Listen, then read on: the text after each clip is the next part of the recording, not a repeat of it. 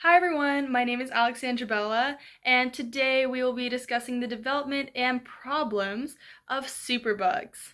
To start, we first need to discuss what exactly a superbug is. A superbug is a strain of bacteria, viruses, parasites, etc. that are resistant to most antibiotics.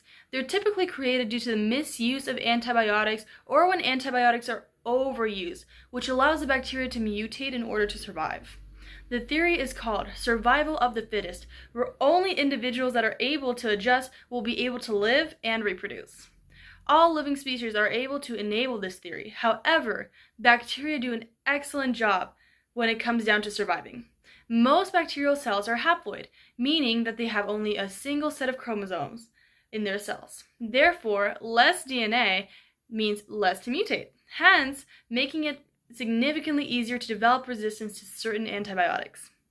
The three types of bacterial reproduction include conjugation, transformation, and transduction. While most bacterial cells may only contain one set of chromosomes, through reproduction, these bacteria are able to share their antibiotic resistance genes with neighboring bacteria in order to form multiple colonies of these superbugs. So what is the purpose of these superbugs in experimentation and laboratory research? Superbugs actually play a key role in the development of new drugs and vaccines that can help fight viruses that have grown resistant to certain antibiotics. One example of this can be seen in the 2020 COVID pandemic, in which, because of an overuse of a particular vaccine, the strain of COVID was able to mutate into different strains, such as Delta and Omicron. Now the COVID pandemic is no longer around, but there are still strains that remain that are able to make people sick because they've developed this antibiotic resistance due to misuse or overuse. This leads us into our problem with superbugs.